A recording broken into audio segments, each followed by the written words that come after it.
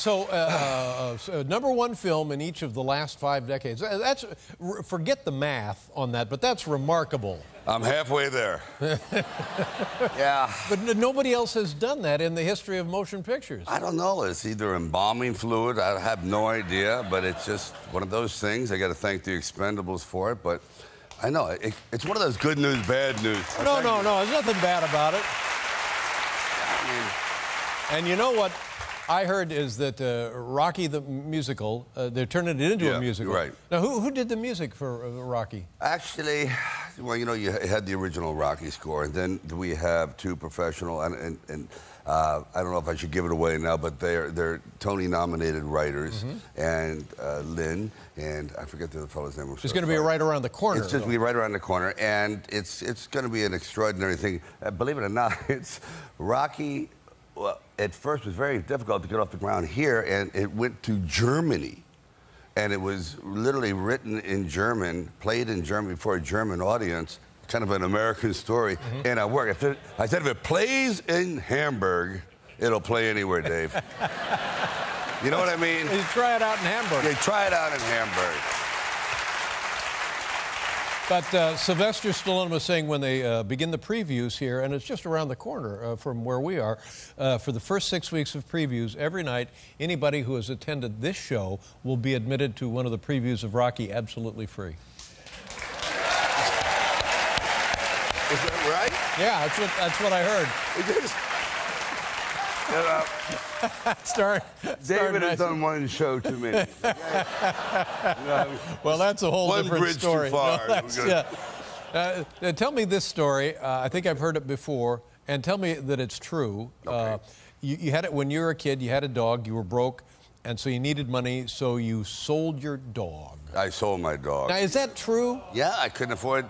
We were fighting over the can that night. Say, okay, you want to have the top half, the bottom. I couldn't afford dog food. So this is when I was doing Rocky. And I was just come out to California. So I said, well, can't feed the dog. So I went to a 7-Eleven, said, dog for sale. And it went $75, $50, and finally like $40.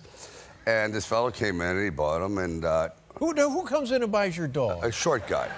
A very short guy. A short guy. Yeah, short guy. And it was a big dog, so he basically rode it home. Oh, no, I'm serious. But what kind of dog was it? It was a bull mastiff, which is literally furniture that barks. Yeah. It's a big... barking furniture. Barking furniture. Now, how long had you had the dog? I had the dog for 5 years. I love the dog. It's one of those dogs, you know, when you don't have a lot of money, the dog becomes your girlfriend. Your dog, now, I mean, you go everywhere with it. It's not a pretty sight. Okay? You know, you start to practice with the dog and say, hey, I love you, and pretty soon, you know, the dog becomes everything to you. I mean, literally, that's your only buddy. So I give it to this fella, then we do the movie Rocky, and I want the dog back. And the fella goes, sure, it's about $3,000. I go, I said, $3,000? I've never seen $3,000 in my life. The dog had appreciated it. And basically it was. So, like I said, he was a small little fellow that was feisty. And I said, how about a small part in the movie? So you put the guy in the movie? Put him in the movie. With the dog? With the dog. Yeah. And that was... And you got the dog back? And I got the dog back. And how long then did the dog spend the rest of his life with you? How much longer was that? Well, he's still on casters, so he's around. Oh, he's still here, Dave. And did you continue to market the dog? The dog stayed... Let me see. Bud Kiss in 1976, and then he lived for about another 4 years. They're not the long. What was his name? Bud Kiss, as in the football player. Butkus, Which, by the like way, Dick he Butkus. confronted me one day outside a restaurant. He goes, "I look like a dog."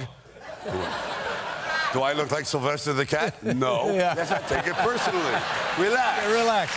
It's show business. Everything's fine. Come on. Calm down. I was just talking before you came out here, and I didn't know this, and I still don't believe this is true, that there was a time in your career when you and Arnold Schwarzenegger did not like one another, and maybe even more than disliked. Is that true or not true? You mean violent hatred? Is that what you're... Well, you tell me. I heard that there was an actual dislike, an actual, enmity there. Have you ever had that, ever? What's that? Well, you know, when competition where you really have an arch enemy that kind of brings out the best in you. I've heard you did. No. But my point is, Dave. I never sold my dog. No, but as Arnold would say, it really pushed you to accelerate. So what was it you guys didn't like about one another? It seemed like you would have a great deal in common. That he was on the planet, basically. that bothered you. That sort of bothered me. He was breathing air. And that we were on the same, in the same solar system, actually. And then, after a while, we started, you know what, I started to like this competition. It was one-upsmanship. He would do this, but he'd get a bigger gun. I'd shoot more people, he'd shoot more people. But then he went into science fiction, which kind of left me behind. You mean being governor? Yeah, I'm still driving a...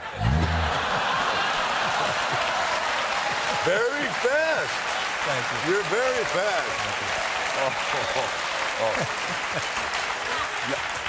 I think you did great. How dare you, my friend? Now I want to show a picture here. This is right off your phone. Right off your phone. You know what I refuse to say anything. All right, let's see it. Here, let's show. Put it up there. You tell me what we're looking at. Off my phone? Yeah, off your phone. There. Oh, look at that. Whoa. That's Raging Bull getting pummeled. Oh my by Rocky. God. That's a film coming out called Grudge Match. Wow. With the great Robert De Niro. That's tremendous. Yeah. That's actually the first time that we really went at it, and he was. Now, did you hit him? Did you actually put leather on that man? Absolutely, as much as possible. Because you look like you could take a punch. You look like you could, it wouldn't bother you if somebody hit you. But I don't know about him, but he doesn't look like he's no longer the Raging Bull. Well, he's got it in him. I mean, he's very, very feisty. You don't feisty is different than being in the ring fighting. What do you want me to say? Hey, use him as a heavy bag? Yeah, no. Did you hurt the man? No, is what I'm he saying. hurt me. No, he didn't hurt yes. you. Now, was the thing? Was it choreographed, or was it like in Rocky? You just said, "Okay, I'm going to hit you. You hit me." About that. Well, sometimes you do choreograph because you have to do it 2 or 3 times. But then I would say, Robert, just unload on me. You know what I mean? Oh, really? Yeah, just do it. And I have an idea. And since at this age, when he starts throwing a punch, on Monday. By Wednesday, it's like, whoa. I see it. So it's not. And no, I'm only kidding. Robert, I'm kidding. Let's see. Now, that's an upcoming film. What's that going to be? The Grudge Match? That's Grudge Match at Christmas. And it's over a woman. You guys are fighting over a woman. We're fighting over Kim Basinger. Mm-hmm. Well, that makes sense. Wouldn't you? Yeah. Okay. Now, I want to show some pictures of your artwork. I've known you a long time. I didn't know you painted. Let's see some of these paintings. You tell us what we're looking at here. What is that? This is an abstract piece that I've just did. Of course, you have it upside down, but don't worry about it. It's okay. It's completely upside down. Oh, sorry. Sorry. We're having a show in Russia. In St. Petersburg. But is that right, St. Petersburg? In St. Petersburg, which, by the way, after seeing this, we're going to hang every painting upside down. They call it the Dave Letterman but show. It's not the Mona Lisa. We don't know that it's. Let's see another one. No, it's not the Mona. Oh, there it is. Oh, that's. See the difference? Yeah, now. Right away, you can see the rabbit. I see the bunny. And the liver. Yeah. The stomach. Yeah. All right, let's see another one. Okay. Very nice. I like that. This is called aggravation, which is the way I'm feeling now. This is oil or acrylic? Both. This is what you call one of those annoying paintings. These are. What would be the artistic description of this? This would be called surrealism and impressionism, and then again, very contemporary. So you call it contemporary. Take painting. another one. If I wanted to buy one of these, what is that? This is very, very thick, heavy coating of plaster it's more of a thing when you put down the texture on there.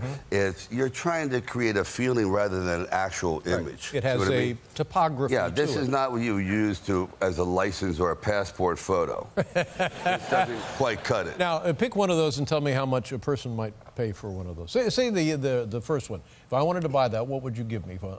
200,000. 200,000. and that's right side up with the real bunny. Yeah, you get with a real rabbit. Well, you throw in your dog. Let's see. Escape plan. What are we going to see here? Yes. This is a guy who was a prison expert, knows how to bust out of prisons. He makes his own prisons. He made the perfect prison in the world. They called it the Tomb. And this is with Arnold and I and the film that's coming out. And I guess we're going to the premiere tonight. And how do you get out of a prison that you built that is escape-proof? But we find out in the movie that, in fact, there's more to it than just, oh, we got to get out of prison. There's a setup here on this. Dude. Exactly. And you and Sylvester Stallone, you and... Yeah, how? David. You and Arnold Schwarzenegger. Now we got it. See, you guys play geniuses. Yeah, you're very sarcastic no, today. Yes, you are. I can't even get the name right. I can feel the love here. Just relax. Yes, we play geniuses. Okay, Everyone take a look. knows that. Here's Escape Plan. Watch this. There you go, ladies and gentlemen. It's Escape Plan. Look, it's Sylvester Stallone, all right?